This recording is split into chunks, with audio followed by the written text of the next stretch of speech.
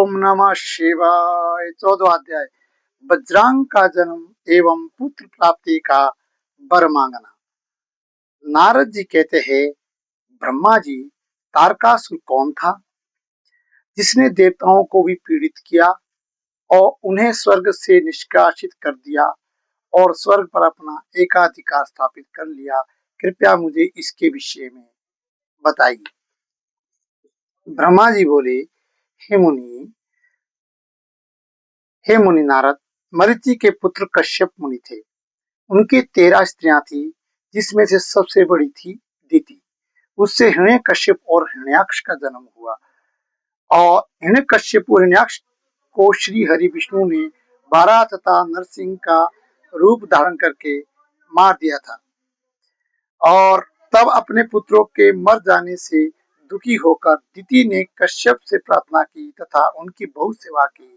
उनकी कृपा से दिति पुनः गर्भवती हुई और जब इंद्र को इस बात का पता चला तो उन्होंने दिति के गर्भ में ही उनके बच्चे के छोटे छोटे टुकड़े कर दिए। परंतु दिति के व्रत एवं अन्य भक्ति भाव से बालक को मारने में वे सफल न हुए।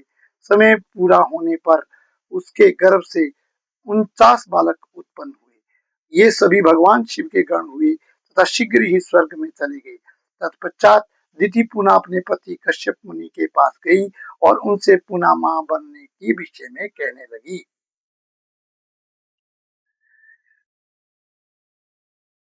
तब कश्यप मुनि ने कहा, हे प्रिय दिति, अपना तन मन शुद्ध कर भक्ति भाव से तपस्या करो। 10,000 वर्ष बीतने के पश्चात तुम्हें तुम्हारी इच्छा के अनुरूप पुत्र की प्राप्ति होगी। ये सुनकर दिति ने श्रद्धा पूर्वक 10,000 वर्ष तक कठोर तपस्या की। तपस्या के उपरांत पुनः वे अपने घर लौट गई। तब कश्यप मुनि की कृपा से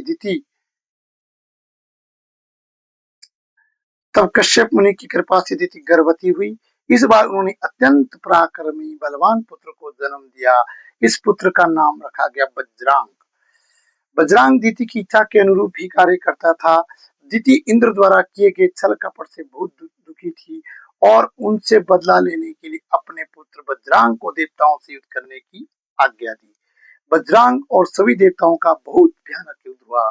तत्पश्चात वीर और पराक्रमी वज्रांग ने अपनी माता के आशीर्वाद से सभी देवताओं को परास्त कर दिया और स्वर्ग का राज्य हत्या कर वहां का राजा बन गया। सभी देवता उसके अधीन हो गए। तब ये देखकर दिति को बहुत प्रसन्नता हुई। एक दिन कश्यप मुनि के साथ मैं स्वयं वज्रांग के पास गया।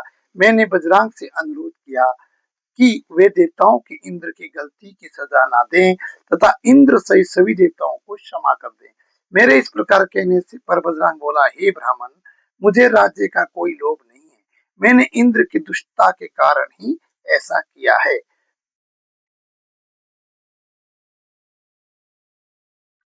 इंद्र ने मेरी माता के गर्भ में घुसकर मेरे भाइयों को मारने का प्रयत्न किया था। तभी मैंने इंद्र के राज्य को जीतकर उसे स्वर्ग से निष्कासित कर दिया है। भगवान, मुझे भोग विलास की भी कोई इच्छा नहीं है। इंद्र सहित सभी देवता अपने अपने कर्मों का फल भोग चुके हैं। अब मैं स्वर्ग का राज्य इंद्र को वापस सौंप सकता हूँ। मैं अपनी माता की आज्ञा मानकर ये सब किया है। प्रभु, आप मुझे सार तत्व का उपदेश दें जिससे मुझे सुख की प्राप्ति हो। वज्रांग के उद्देश्य को उत्तम जानकर मैंने उसे सात्विक तत्व के बारे में समझाया। फिर मैंने एक सुंदर व गुणी स्त्री उत्पन्न की। उसका विवाह वज्रांग के साथ करा दिया। वज्रांग ने अपने सभी बुरे विचारों को त्याग दिया, परंतु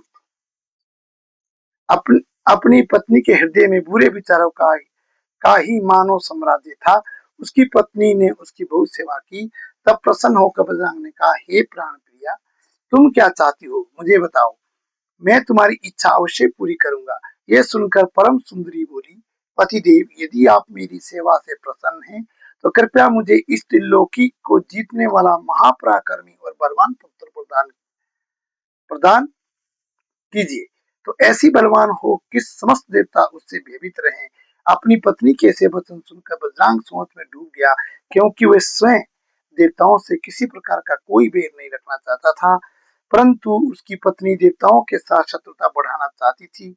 वज्रांग सोचने लगा कि यदि सिर्फ अपनी पत्नी की इच्छा को सर्वोपरि मानकर उसे पूरा कर दिया जाए तो सारे संसार सहित देवताओं एवं मुनियों को भी दुख उठाना पड़ेगा। यदि पत्नी की इच्छा को पूरा नहीं किया तो मैं नरक भागी बनूंगा। तब इस धर्म के संकट में पड़ने के बाद उसने अपनी पत्नी की अभिलाषा को पूरा किया। अपनी पत्नी की इच्छा अनुसार पुत्र प्राप्त करने हेतु वज्रांग ने बहुत वर्षों तक कठोर तप किया। मुझसे वर प्राप्त कर अत्यंत हर्षित होता हुआ वज्रांग अपनी पत्नी को पुत्र प्रदान करने हेतु अपने लोक में चला गया।